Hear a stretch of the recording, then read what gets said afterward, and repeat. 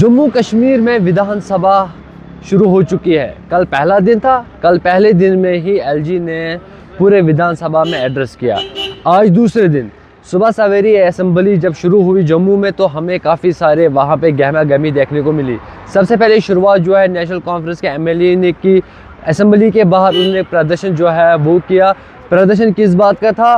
प्रदर्शन state hood restoration मांग की गई उस प्रदर्शन में। उसके साथ साथ जो कश्मीरी छात्रों के साथ और स्ट्रीट वेंडर हिमाचल में है या बाकी जितने भी देश के अलग अलग राज्यों में है, उन पे बातचीत की गई। उस प्रदर्शन में उनके हैरेसमेंट को लेकर जो है बात की गई। जो बाहर असेंबली के बाहर सुबह सवेरे प्रदर्शन देखने को मिला, उसमें नेशनल कॉन्फ्रेंस एमएलए के साथ साथ पीडीपी के एमएलए भी शामिल थे। उसके बाद जब असेंबली शुरू हुई जम्मू में, तो अंदर बहुत गहमा गहमी देखने को मिली। कई सारे मुद्दे जो है जो उठाए गए असेंबली में।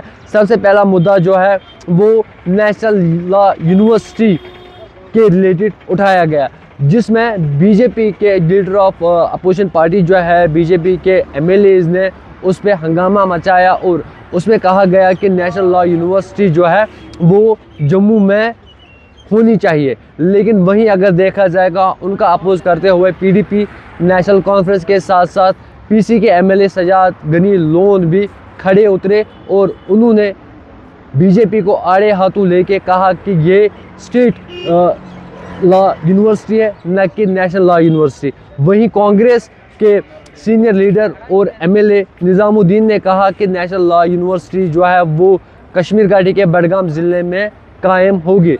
इसकी पुष्टि जो है पहले ही जम्मू कश्मीर यूटी के चीफ मिनिस्टर उमर अब्दुल्ला ने की कि जो नेशनल लॉ यूनिवर्सिटी है वो कश्मीर के बडगाम इलाके में बनाई जाएगी।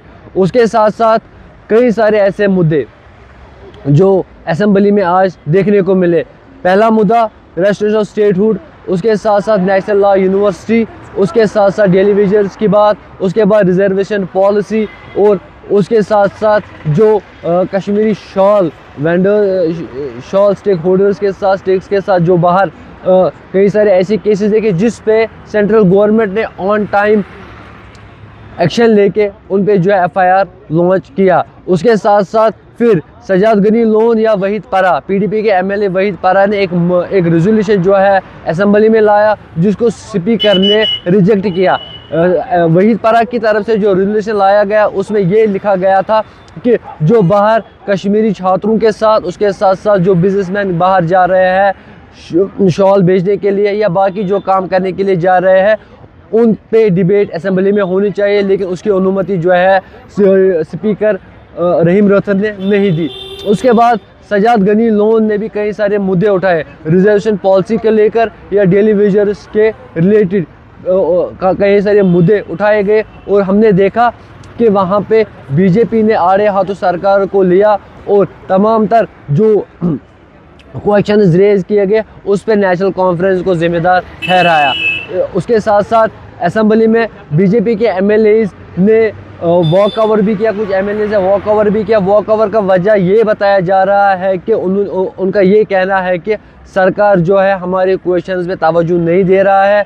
सरकार के सामने जो हमने क्वेश्चंस रखे या जो बातें हमने रखी, जो विषय हमने रखे, उस पे प्रॉपर आंसर नहीं मिला। उसके बाद बीजेपी के कुछ एमएलएज ने वॉक ओवर भी किया।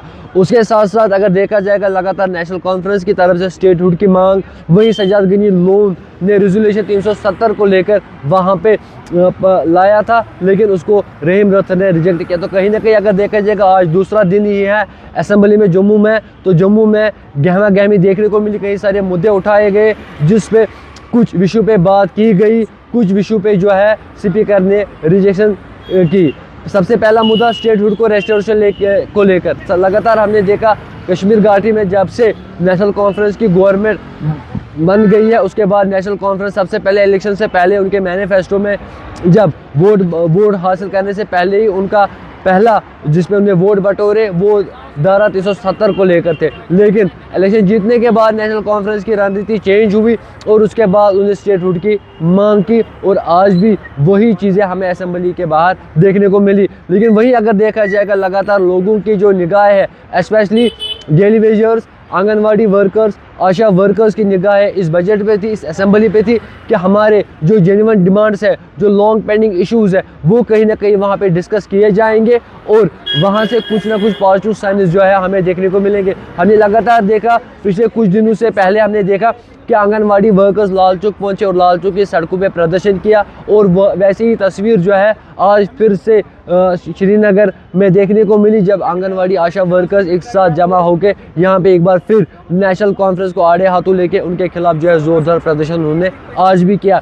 वहीं डेली वेजर्स की अगर बात करेंगे तो डेली वेजर्स भी लगातार इस असेंबली पे उनकी निगाहें थी, लेकिन आज भी उस विषय में कोई बात नहीं की गई। वहीं सज्जाद लोन ने हकानी अगर लाया भी था, रेजोल्यूशन लाया भी था डेली वेजर्स को के रिलेटेड या रिजर्वेशन पॉलिसी के रिलेटेड, उस पे भी स्पीकर ने कोई बात नहीं की और वो रेजोल्यूशन जो है वो रिजेक्ट किया गया। वहीं स्पीकर का कहना है कि पिछले साल ऑलरेडी ये 370 पे रेजोल्यूशन जो है यहाँ पे पास किया गया है, तो इस पे बात करना अब ठीक नहीं रहेगा। लेकिन कहीं ना कहीं अगर देखा जाएगा कई सारे मुद्दे जो कश्मीर घाटी में है डेवलपमेंट के रिलेटेड अगर हम देखेंगे, वो मुद्दे जो है असेंबली में उठाने बाकी है। कई सारे एमएलएज के कई सारे रेजोल्यूशन, कई सारे क्वेश्चन जो है वो उठाए जाएंगे और उसके बाद ये देखना बाकी है कि यहाँ की नेशनल कॉन्फ्रेंस की सरकार उन पे कितना खड़ा उतरेगी और कितना काम जो है वो होगा। कहीं ना कुछ ऐसे रेजोल्यूशन, कुछ ऐसे काम, डेवलपमेंटल काम जो है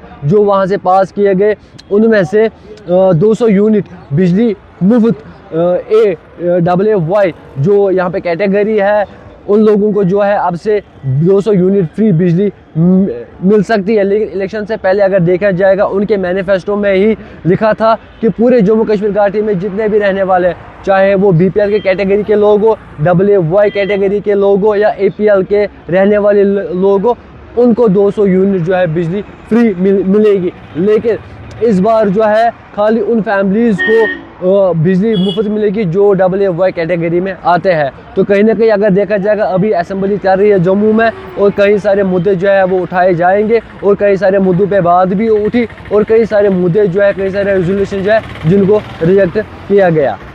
इंडिया डेली के लिए नासिर खान, श्रीनगर।